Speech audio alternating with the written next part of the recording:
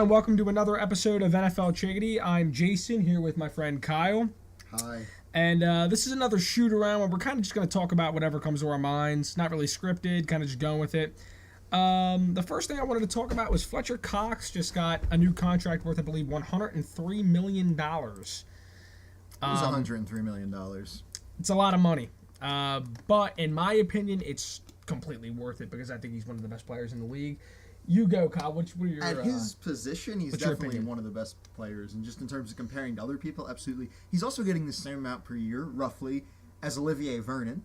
And if he became a total disaster this year, the Eagles could cut him with very little dead cap even in the future. It's a very, I think, team-friendly deal considering the amount of money. And we actually have a little factoid about the money here. So Fletcher Cox comes from a town in Mississippi called Yazoo City. Very, very poor city. The average per capita income is about $9,000. The city has 11,000 people. The total income in Yazoo last year was $105 million, and Fletcher Cox just got a contract worth about that. He's pretty much as rich as his entire town will be next year. That is unbelievable, isn't Yeah, I it? just thought it was... You're not going to hear that anywhere else. You That's are not. original NFL Chiggity reporting. There we go. That's an original NFL Chiggity stat that will have to be tweeted at some point. It must be, yes. What do you think about the contract? I'm not right into I love it. I got an argument with a Cowboys fan on my personal Twitter the other day, and he said, we got ripped off and whatnot. And then he tried to make the comparison that J.J. Watt is making slightly less money than Fletcher Cox. But didn't J.J. Watt sign his contract in 2013? He signed his contract a decent amount of time And ago. at the time, he was the highest paid defensive player, and the cap wasn't, the salary cap wasn't And if I high. remember correctly, people thought, he probably could have negotiated for more if he played this differently. So that also plays Yes, in. but his thought process was, you overpaid because J.J. Watt's better than Fletcher Cox. Of course J.J. Watt's better than Fletcher Cox. J.J. Watt is a once-in-a-generation type of player, but the contract doesn't have anything to do with that. Fletcher Cox is still a great player. The salary cap keeps going up, and just basically how contracts work, what this kid clearly didn't understand, was that if, let's say, J.J. Watt gets paid, is the highest paid player as 3-4 end, 4-3 tackle, that defensive tackle position, the next great player that signs a contract is probably going to get more than that. Yeah, that's So actually, it just keeps going. He was an idiot. that's why the Broncos and Cowboys both kind of waited till the very last day to sign Demaryius Thomas and Des Bryant last year because they didn't want one Weren't of they them to virtually sign. the same amount of money too? I think they were I don't almost know if identical there was contracts. collusion amongst the teams, but neither team wanted the other team to sign them first, and then the other team would have to pony up more. There could have been. There were whispers of that from a couple of their agents because they knew that if they gave Des Bryant $70 million, Demaryius Thomas would be like, well, I want more than that.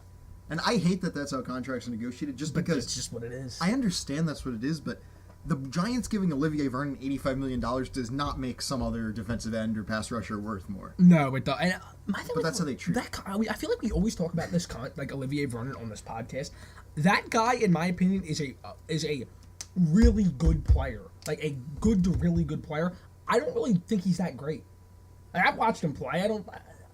Obviously I've watched him play, but He's like an 8-sack-a-season guy. I mean, he could take a step up. I mean, how much better is he than I don't know. I'm trying to think of Charles Johnson of Carolina. How much better is he? Probably than not. Well, he is on the upward swing of his career. Yeah, which is I'm part. talent wise. How much better is he than The him? risk You're for getting the that Giants, kind of player. They signed a guy who's 25 years old.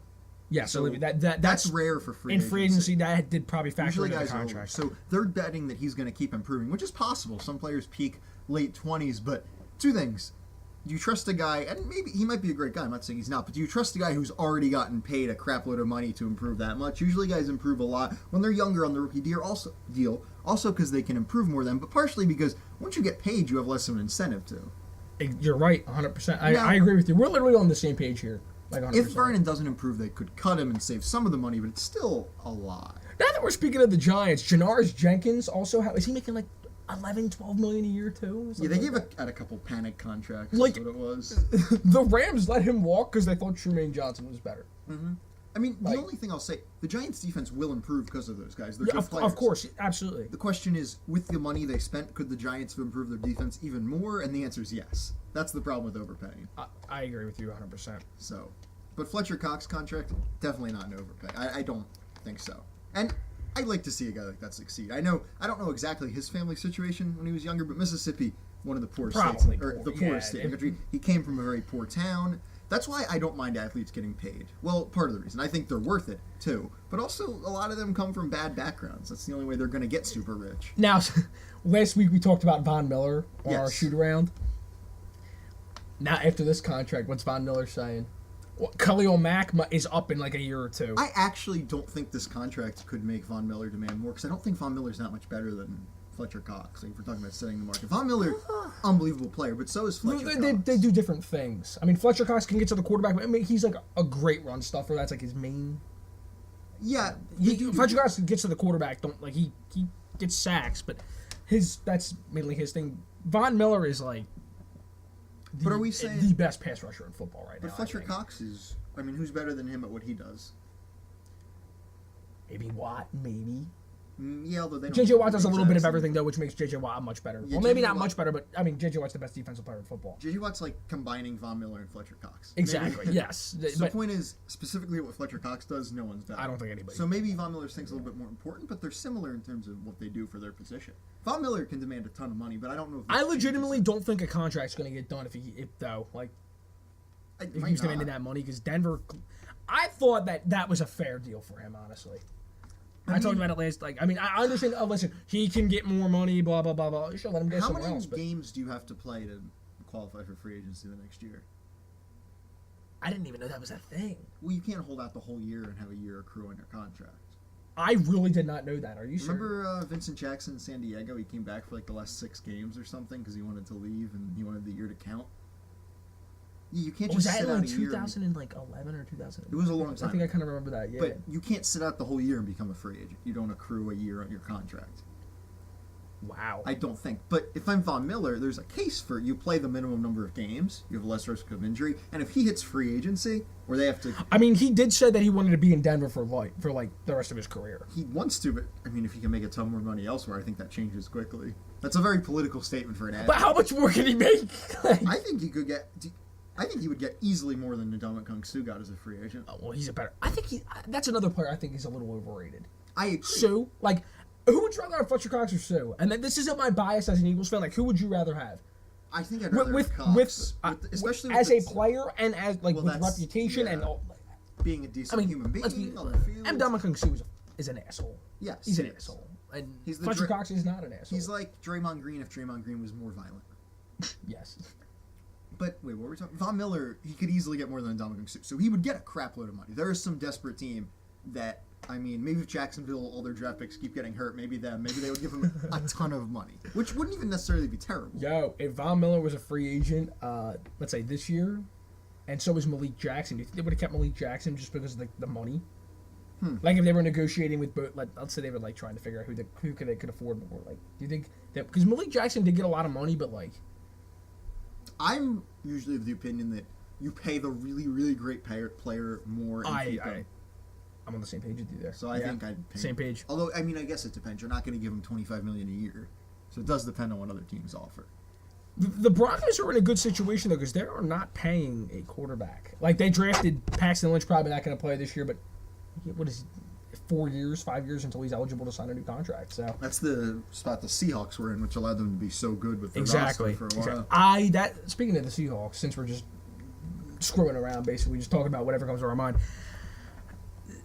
I honestly think you're going to see them start sloping down, and then grounding out a little bit around 10-6, 9-7 kind of football I don't team. know if we'll see them ground out because they still have a really good quarterback and some really good individual defensive players. I will defend Russell Wilson to the grave. A lot of people don't think he's that great. I think he's a top 10 quarterback. Easy. Yeah, so if you have that, you're always going to be very good and very competitive. But they're not going to be able to pay their quarterback $1 million a year, which means they're not going to be able to afford that defensive. Well, they already signed Russell Wilson long term. Right, yeah. a lot more. Yeah, exactly. So they're going to have less cap for other people. And also a lot of their defenders, the thing is they had a lot of, and part of it's luck, part of it's skill, but they hit on a lot of late round picks in back-to-back drafts. Chancellor, Richard Sherman, Earl Thomas KJ was first Wright. rounder, but still a hit. Yeah. They had and not that, I want to say it's a lot of luck. I mean, their drafts since then have actually been really poor.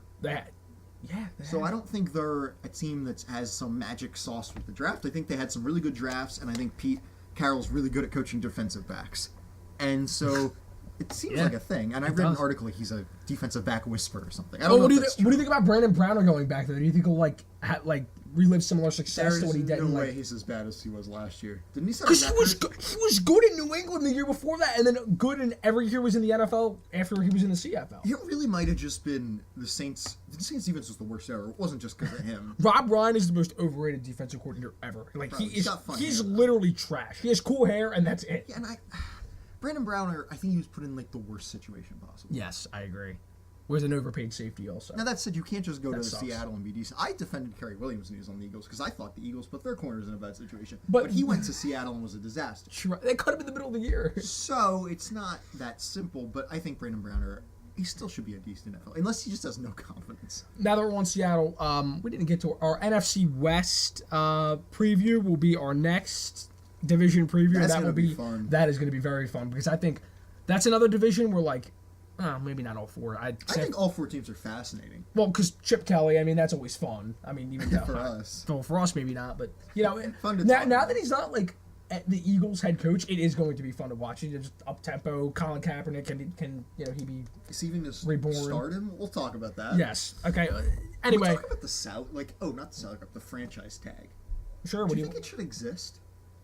I mean, if the free agency would be so much cooler if it didn't. Right. I kind of wish it did. Like, And it also didn't from my exist. perspective, I feel like Can you only tag someone every other year though? No, you can No? tag. It's That just, used to be a thing though, didn't it? I Like don't you know. use the tag and then you couldn't use it the next year. I don't know if that was. I know there's a know- transition tag where you yeah. can match contracts and a franchise tag, and you can only use one or the other. I don't know. Who got transition tagged? Was it? There was somebody that got transition tagged this year. I know of. Probably a transition tag makes a lot of sense. It's escaped my mind now. I got it. Yeah, you'll be able to find it. So, for me, and I know NFL players make a lot of money, whatever, but if you're a really great player and you go through your rookie contract and you're productive the entire time and you're making like near the league minimum that whole time, you're only making a couple million, you should be able to get paid and make up for that lost time after that. You shouldn't be able to have a team say, we're going to tag you for another year, we're going to take all the leverage in negotiation, and if you get hurt, screw you. Because they don't get their long-term deal either. It really hurts the player. Yeah. And that's why when a player gets franchise tagged, I do agree with them holding out. Like, it makes sense. Sure, they're going to make a lot of money, but they blow their knee out, they lose a ton. They're making a lot of money, but almost by definition, they would make more in free Now, agency. if they play on the tag and have a great year, But odds are they breaking the were bank. already. But they were already going to break the Yeah. bank anyway. I'm saying they would make more money, but It's great for teams. it is. It's great for it's teams. great for It's not that teams, great for owners. players, though. It's horrible for players. Yeah. And I'm a fan. NFL teams, for whatever, like, I know people like the draft, players are going to get underpaid if they're good for the first few Well, years. I do agree with that because, dude, We let's can be talk honest. about that another, we can literally have a whole thing about, like, the draft. This is why I love these. I honestly like these more than our division previews. Division previews are like a slog. Yeah, They don't have and really I feel fun. like I'm so like I don't know. I can't just like spit. Like sometimes I get like I stutter and whatnot. Now I'm not talking football with my friends on the top We of my can head. do a whole, because When the season starts, this is how our I'll podcasts let are all going of to you be. know, I have really radical draft ideas. We can talk about that at some point. How about we do that in our next one? Next, yeah, sure. Do you want to just do these every Wednesday? Because I think we did it Wednesday last week too. Yeah, probably. All right, Try to we'll keep just them do these short, every too. Wednesday. So, Keep it I a wanna little talk- shorter, So too. we talked about the tag. I don't think it sucks for players. I wish it didn't exist, but Honestly, if they took it away, free agency would be so. transition crazy. tag I like. I like a team being able to say, okay, we want to pick one guy, and when we can match, because the Broncos could have transition tagged Von Miller. He would have had leverage It was to go get a deal. it was the running back for Denver. It was C.J. Anderson that got transition tagged. That's who it was. Oh, he got really screwed. You explain it because So you I know think, it in depth a little more. But I remember you telling me. essentially- I was like, wow. So he got the transition tag, which means Denver can match any offer he gets. And he was between Chicago and Miami. And Chicago offered him more money. But he decided to sign with Miami. And this is usually what we say, oh, good for that player. He took less money. He decided to sign with Miami because he thought it was a better situation, more playing time. He could be the number one guy, blah, blah, blah, blah, blah. Then he signed with Miami, and then Denver matched his contract. So he had to go back to the same team that he assumedly wanted to sign with a different team and took less money to do it. That sucks. That really sucks. But the transition tag to me is more like he could have chosen the more money option. It gave him choice at least, and it's more tactical for a team. Like you have to think, okay, do we want to transition tag Von Miller? Like, can we match? It at least lets him see what other teams want to pay him. It's NBA restricted free agency essentially works the same way, and it's really fun. All right, we will be right back. We can talk about that. Sorry, I had a little problem I had to take care of there for a second. Anyway, you want to move move on to like a Make topic it that I sound like want you killed someone or took a shit. No, that's not what that was. We might have had a noise problem if I didn't pause it. Anyway, what I want. I had to take care of a little problem there, you know? Sorry about that. I don't like you. What I wanted to talk about was I saw on NFL.com today. Let's see what they were talking about here. 2-point conversions. Mike McCarthy said he had 0 issues with the Packers going for 2 after touchdowns, like every time. And I saw something about the Steelers on Twitter. Roethlisberger wanted to do the same thing. It makes so much sense, unless it's like, to tie a game with like a minute left, or. Although actually, maybe putting a game in if you feel like it's. I think if it's the very end of the game, especially if you're the worst team, and you have a chance to win, like under 10 seconds left, you absolutely go for I 2. think it just depends on the flow of the game, like how the game's going, depending on if you want to put it into overtime or try to go for the I don't even kill think, shot. I think it's if you're a better team, and it's to tie at the very end, maybe kick an extra point because longer period of time, the better teams more likely. Depends to on like if it's Cleveland playing New England. Cleveland. Yeah, Cleveland should definitely go for New 2. England should kick the but if extra it's point. I don't know, let me say Pittsburgh versus New England, which would be the two probably the better teams in the AFC next year. I think either of those teams should still go for 2 because they're better on offense than defense. But there are situations where I you would could kick. I'm a little more concerned. I know you're very aggressive. Especially if you were like a coach, you'd be very aggressive. I'd be more aggressive than the average NFL coach because every NFL coach pretty much is absurdly conservative. They're more afraid of making a mistake than making something good happen. Mike or what's Tomlin is perceived not, as a and mistake. neither is Belichick. You got to give them both credit. Mike Tomlin's better than Belichick on that, but Belichick's good too. Belichick's like. He's made some really high-profile gambles. He also is. How about that 4th and 2 in sometimes. like 09 against Indy? Absolutely, that right was decision. crazy. Yeah. He took a lot of crap for it, but right decision. But he doesn't do that. See, that's as the much reason as why I'd like to coaches see. don't do it. They're afraid of backlash and whatnot. But if they make it, they're a genius. What they underestimate is you get a bigger backlash if you lose. So you should really do the thing that's going to help you win the game more likely. Go with your gut. Yeah, Ron Rivera used to be incredibly conservative. Then he started going for Riverboat going Ron. for every 4th and 1, going for 2-point conversions. Got the nickname Riverboat Ron. They started 1-3, finished 12-4 that year. There was definitely a correlation because one of the games they lost early in that year. This is a little tangent, but he had an opportunity on 4th and 1. Was it against Buffalo? It was against Buffalo. I remember watching that It was game. at like Buffalo's 20. Don't tell me how I remember that, but I remember watching that game. It was at Buffalo's 20. They were up by 3. So he had a choice, 4th and 1, kick a field goal to go up by 6, which means they can still beat you with a touchdown at extra point, or go for 2, or not go for 2, or go for it on 4th down. You make it, you absolutely win the game. You just have to convert that. And even if you don't make it, they still have to go down and get a field goal. And what did to tie Buffalo it. score with no time left in one? Buffalo right? went down and scored. Yeah. But the point is, all they had to do, one play, gain 1 yard, you clinch the game. Or you give the other team essentially 2 minutes to go win. It's such an easy decision. Your odds of winning are so much higher if you put it that one play, and then you still have margin for error even if you don't make it. I agree. And coaches, that's why, and the conventional wisdom is to not go for it, and it drives me insane. And 2-point conversions now, if you have a good offense, are similar. They're on average about a 50-50 proposition. Yes. So if you have Ben Roethlisberger and the Steelers and Le'Veon Bell, you're above a 50-50 proposition. And New England, Brady's great at the sneak. Brady's great at the sneak, and he's great at short plays. Yes, those two teams should know. They have quick little receivers. They do. They do. Now, there's some teams like Baltimore that I really think maybe kicking an extra point makes sense. Because A, Justin Tucker's never missing, and B, their short yardage game is very questionable. Their offense in general is like a little all over the place. They- Sorry, Jared. They don't got a great running game, and their quarterback is generally better at throwing down the field. The receivers, except Rashad Perryman, are better at going down the field. He's better at Who, being- by the way, will probably play this year. I don't know if you saw this. He I tore his did, ACL. Wes. Yeah. I'm interested to see how he's going to pan out because when the Ravens drafted him, I'm like, ugh. I didn't like him coming out of college. He had a lot of drops. Mm-hmm. I do want to see how he turns out in the NFL. Like, that's a guy I root for because injuries are rough, and if you keep getting unlucky, then people are like, oh, you're soft. Really? He's soft because he tore his ACL? Screw you. Yeah, you're not soft for tearing your ACL. That's You're not soft for hitting a concussion. NFL players, pretty much as a rule, very rarely are soft.